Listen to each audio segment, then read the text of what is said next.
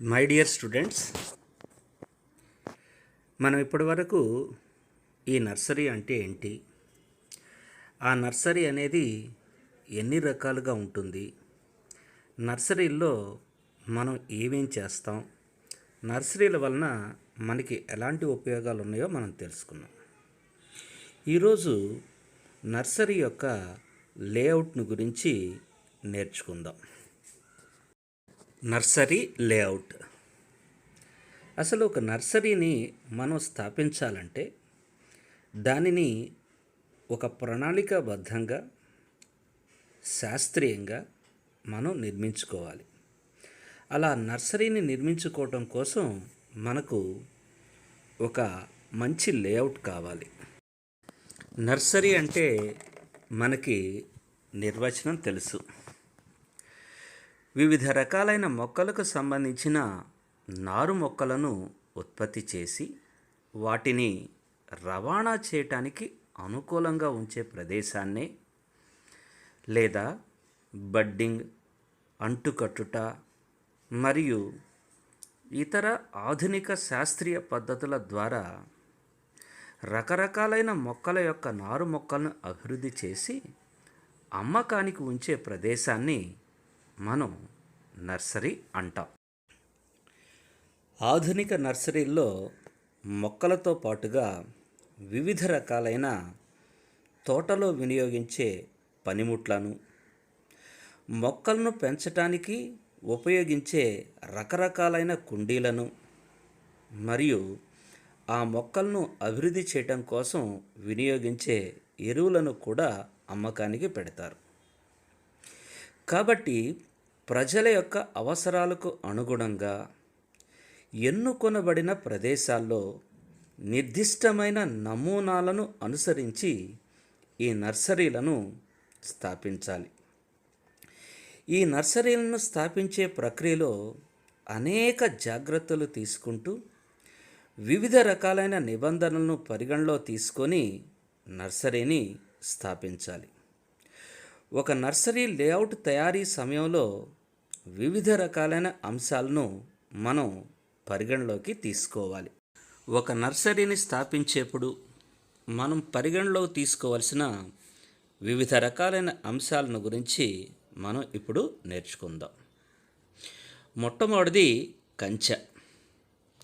నర్సరీని స్థాపించడానికి గాను ముందుగా మనం పెంచే మొక్కలను జంతువుల నుండి, దొంగతనాల నుండి కాపాడుకోవటానికి నర్సరీ చుట్టూ ముళ్ళటీగతో బలమైన కంచెను ఏర్పాటు చేసుకోవాలి. ఈ కంచెను బలోపేతం చేయటానికి గాను కంచె వెంబడి దట్టమైన ముళ్ళ పొదలను పెంచుకోవాలి. ఇవి నర్సరీకు రక్షణ ఇవ్వటమే కాకుండా ఆ నర్సరీకి అందాన్ని కలుగచేస్తూ ఉంటాయి. అంతేకాకుండా అవి ఉత్పత్తి చేసే పండ్లను, విత్తనాలను అమ్ముకొని నర్సరీ యొక్క యజమాని అదనపు ఆదాయాన్ని పొందొచ్చు. అంటే రక్షణను ఇవ్వటమే కాకుండా పెంపకందారునికి అదనపు ఆదాయాన్ని చేకూర్చడంలో ఈ కంచె సహాయపడుతుంది. ఇక తర్వాత ప్రధాన అంశము రహదారులు మరియు మార్గాలు. నర్సరీ లోపల ఒక పద్ధతి ప్రకారం సరి అయిన ప్రణాళికతో రోడ్లను మరియు మార్గాలను ఏర్పాటు చేసుకోవాలి.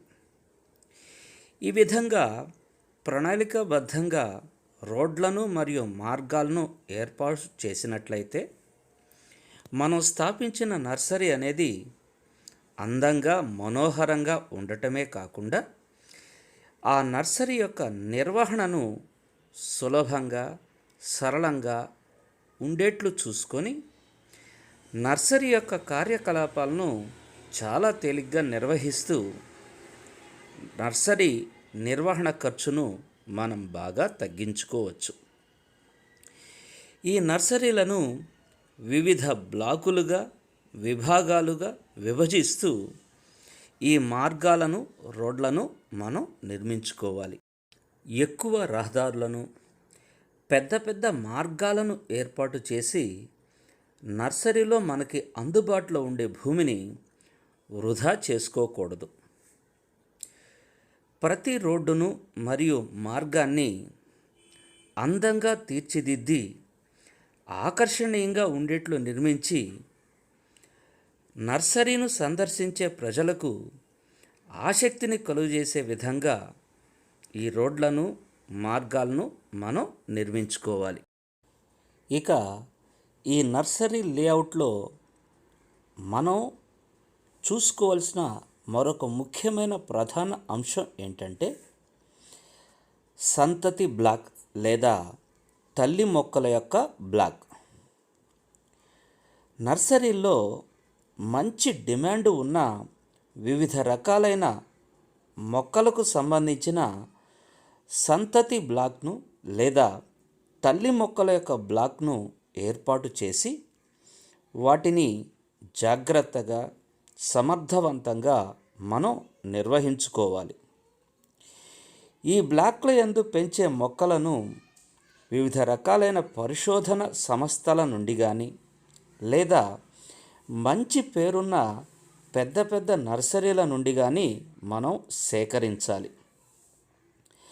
నర్సరీ యొక్క అభివృద్ధి ప్రధానంగా ఈ తల్లి మొక్కల యొక్క ఎంపికపైనే ఆధారపడి ఉంటుంది. ఎందుకంటే వీటి నుంచే మనం వివిధ రకాలైన ప్రజనన పద్ధతుల ద్వారా నారు మొక్కలను అభివృద్ధి చేస్తాం కాబట్టి. ఈ అంశంలో మనం ఏదైనా పొరపాటు చేస్తే నర్సరీ యొక్క ప్రతిష్ట దెబ్బతింటుంది. ఎందుకంటే మనం ఉత్పత్తి చేసే నారు మొక్కల్లో నాణ్యత ఉండదు కాబట్టి. చక్కగా నిర్వహించబడే ఈ తల్లి మొక్క యొక్క బ్లాక్ అనేది కస్టమర్లో విశ్వాసాన్ని కలిగించడమే కాకుండా ఉత్పత్తి వ్యయాన్ని కూడా గణనీయంగా తగ్గిస్తుందని మనం చెప్పుకోవచ్చు. పై ఫోటోల్లో చూపిన మాదిరిగా సంతత బ్లాక్లను లేదా తల్లి మొక్కల బ్లాక్లను అభివృద్ధి చేసుకోవాలి. అంతేకాకుండా మంచి తేజం కలిగిన ఆరోగ్యవంతమైన నారు మొక్కలను అభివృద్ధి చేయటంలో ఈ తల్లి మొక్కల బ్లాక్ మనకి సహాయపడుతూ ఉంటుంది. అంటుకట్టుట, బడ్డింగ్, అంటు తొక్కుట వంటి వివిధ రకాలైన ప్రజనన ప్రక్రియలు కూడా సక్రమంగా విజయవంతం అవుతాయి. ఈ అంటుకట్టుట అనబడే ప్రక్రియకు అవసరమైన సియాన్లు కూడా నర్సరీలోనే తాజాగా లభిస్తూ ఉంటాయి కాబట్టి ఈ అంటుకట్టుట అనబడే ప్రక్రియకు పట్టే సమయం చాలా తక్కువగా ఉంటుంది. అంటే వేగంగా అంటు మొక్కలను మనం ఉత్పత్తి చేయవచ్చు.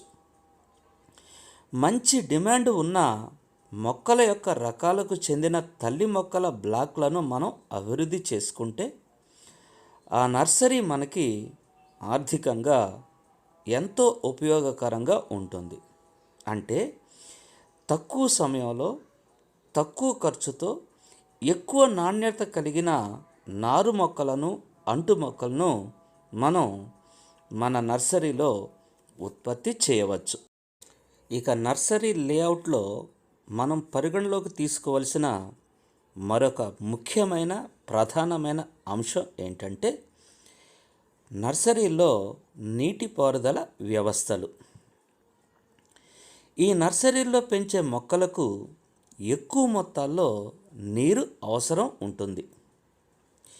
ఈ నర్సరీల్లో మొక్కలను పాలిథిన్ సంచుల్లో, కుండీలలో పరిమితమైన పరిమాణంలో ఉన్న పాటింగ్ మిశ్రమాన్ని నింపి పెంచుతాం కాబట్టి ఈ మొక్కల యొక్క పెరుగుదల మరియు అభివృద్ధికి నీరు సమృద్ధిగా కావాల్సి ఉంటుంది. కనుక నర్సరీలో పెంచే మొక్కలకు నీటిని అందించడానికి తగినన్ని ఏర్పాట్లు ఉండేట్లు మనం చూసుకోవాలి. తక్కువ నీరు లభిస్తూ ఉండి కరెంటు కష్టాలు ఉన్న ప్రాంతాల్లో మొక్కలకు తగిన రీతిలో నీటిని అందించడానికి గాను నీటిని నిల్వ చేసే నీటి తొట్టెలను మనం ఏర్పాటు చేసుకోవాలి.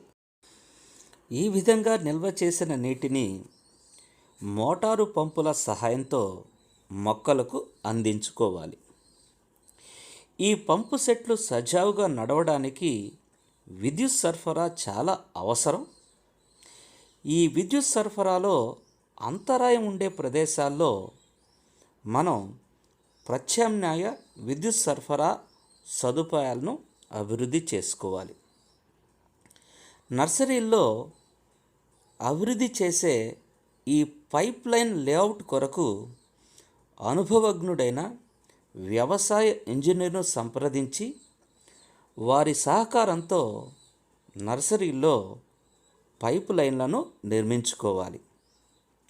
దీనివలన నర్సరీలోని అన్ని భాగాలకు సమర్థవంతంగా నీటిని మనం అందించుకోవచ్చు. ఇక ఈ నర్సరీ లేఅవుట్లో మనం గమనించవలసిన మరొక ప్రధాన అంశం ఏంటంటే విత్తన పడకలు. నర్సరీల్లో విత్తనాల నుండి నారు మొక్కలను అభివృద్ధి చేయటానికి మరియు రూట్ స్టాకుల పెంపకానికి ఈ విత్తన పడకలు చాలా అవసరం.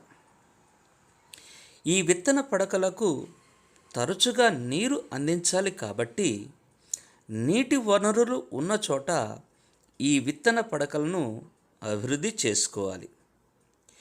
1 మీటరు పొడవున్న విత్తన పడకలను అభివృద్ధి చేసి పడకల మధ్య 60 సెంటీమీటర్ల దూరం ఉండేట్లు ఏర్పాటు చేసుకోవాలి.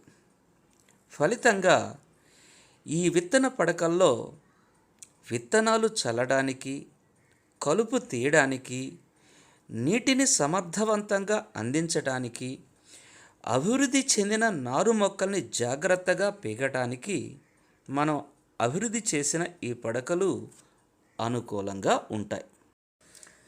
ఈ అభివృద్ధి చేసిన విత్తన పడకలను తడవడానికి స్ప్రింక్లర్ల సహాయంతో నీటిపారుదల వ్యవస్థను మనం ఏర్పాటు చేసుకోవాలి. ఫలితంగా విత్తనాలన్నీ ఏకీకృత అంకురణను చూపి, అంటే విత్తనాలన్నీ ఒకే సమయంలో మొలకెత్తి అభివృద్ధి చెందిన నారు మొక్కల యొక్క పెరుగుదల ఒకే రకంగా ఉంటుంది. ఇక ఈ నర్సరీ లేఅవుట్లో మనం పరిగణలోకి తీసుకోవాల్సిన మరొక ప్రధాన అంశం నర్సరీ పడకలు. విత్తన పడకల్లో అభివృద్ధి చెందిన నారు మొక్కలను పాలిథిన్ బ్యాగుల్లో పెంచడానికి ఎక్కువ స్థలం అవసరం అవుతుంది. ఇలా పాలిథిన్ బ్యాగుల్లో మొక్కల్ని పెంచినప్పుడు అవి పెంచడానికి అవసరమైన స్థలం ఎక్కువైనప్పటికీ మొక్కల యొక్క మరణాల సంఖ్య బాగా తగ్గిపోతుంది. అందుకని 1 మీటర్ వెడల్పు, 30 సెంటీమీటర్ల లోతు ఉన్న నర్సరీ పడకలను తయారు చేసుకొని ఒక్కొక్క పడకలో 500 మొక్కల వరకు మనం పెంచుకోవచ్చు. ఇలా నర్సరీ పడకలను అభివృద్ధి చేసి మొక్కల్ని పెంచటానికి ప్రత్యామ్నాయంగా 1 మీటరు వెడల్పు గల పడకలను అభివృద్ధి చేసుకొని పడకల మధ్య 60 సెంటీమీటర్ల దూరం ఉండేట్లు చూసుకొని ఆ పడకలకు అనువైన పైపుల ద్వారా ఓవర్ హెడ్ స్ప్రింక్లర్లను అమర్చి వాటి ద్వారా మొక్కలకు నీరు అందించవచ్చు. ఇలా మొక్కల్లో మరణాల శాతాన్ని తగ్గించి అధిక సంఖ్యలో మొక్కల్ని ఉత్పత్తి చేయటానికి వీలు ఉంటుంది. ఈ నర్సరీ లేఅవుట్లో మనం పరిగణలోకి తీసుకోవాల్సిన మరొక ప్రధాన అంశం ఆఫీసు మరియు స్టోర్. నర్సరీ యొక్క సమర్థవంతమైన నిర్వహణకు మంచి స్టోర్ను కలిగి ఉన్న ఆఫీసు చాలా అవసరం. వినియోగదారులతో సంప్రదింపులు జరపటానికి, నర్సరీ అంతటినీ చూపించడానికి, ఉన్నతమైన పర్యవేక్షణలను అందించడానికి అనువైన తగిన సదుపాయాలు కలిగి ఉన్న ఆఫీస్ అనేది చాలా అవసరం. నర్సరీలో వినియోగించే వివిధ రకాలైన ఉపకరణాలు, పనిముట్లు, ప్యాకింగ్ మెటీరియల్స్, లేబుల్స్, పురుగు మందులు మరియు ఎరువుల వంటి వాటిని నిల్వ చేసుకోవటానికి అనువుగా ఉండే ఒక స్టోర్ రూమ్ ఈ ఆఫీస్కు అనుసంధానమై ఉండాలి. మనం నర్సరీల్లో వినియోగించే ఈ వస్తువుల యొక్క అంటే పనిముట్లు, ప్యాకింగ్ మెటీరియల్స్ యొక్క ఛాయాచిత్రాలను అందంగా మన ఆఫీస్లో అలంకరించుకోవాలి. అభివృద్ధి చేయబడిన ఫలాలను, విత్తనాలను నిల్వ చేయటానికి గాను స్టోర్ రూమ్లో మంచి నిల్వ సదుపాయాలు కూడా ఉండాలి. ఈ ఫోటోగ్రాఫ్లో చూపిన విధంగా మన నర్సరీలో ఆఫీసు మరియు స్టోర్ ఉండాలి. ఇక ఈ లేఅవుట్కు సంబంధించి మనం పరిగణలోకి తీసుకోవాల్సిన మరొక ప్రధాన అంశం పాటింగ్ మిశ్రమం. నర్సరీల్లో మొక్కలు సక్రమంగా పెరగటానికి మంచి పాటింగ్ మిశ్రమం అంటే కుండీల్లో నింపే మిశ్రమం అవసరం. ఇలా తయారు చేసుకున్న మిశ్రమానికి సూపర్ ఫాస్ఫేట్ను కలిపి దాన్ని ద్రావణంగా కూడా మనం మార్చుకోవచ్చు. ఈ పాటింగ్ మిశ్రమాన్ని వివిధ రకాలైన వ్యర్థ పదార్థాలు కుళ్ళిపోయేలా చేసి కూడా మనం తయారు చేసుకోవచ్చు. మనం తయారు చేసుకున్న ఈ పాటింగ్ మిశ్రమం అనేది నర్సరీ మొక్కలు ఆరోగ్యంగా, విజయవంతంగా పెరగటం కోసం బాగా ఉపయోగపడుతుంది. కాబట్టి నర్సరీలో మొక్కల యొక్క సాగుకు ఈ పాటింగ్ మిశ్రమం అనేది చాలా బాగా ఉపయోగపడుతుంది. ఈ మిశ్రమాన్ని విత్తనాల నుంచి నారు మొక్కల్ని పెంచటానికి, గ్రాఫ్టింగ్ మరియు బడ్డింగ్ వంటి ప్రజనన ప్రక్రియల్లో కూడా సమర్థవంతంగా వినియోగించుకోవచ్చు. ఈ పాటింగ్ మిశ్రమం యొక్క నాణ్యత అనేది మొక్క యొక్క ఆరోగ్యవంతమైన పెరుగుదలకు ఎంతో సహాయపడుతూ ఉంటుంది. ఈ విధంగా మనం ఈ నర్సరీ లేఅవుట్ను గురించి నేర్చుకుంటాం. ఎగ్జామినేషన్ పాయింట్ ఆఫ్ వ్యూలో కూడా ముఖ్యమైన ప్రశ్న కాబట్టి దీన్ని ఖచ్చితంగా నేర్చుకోవాలి. All the best.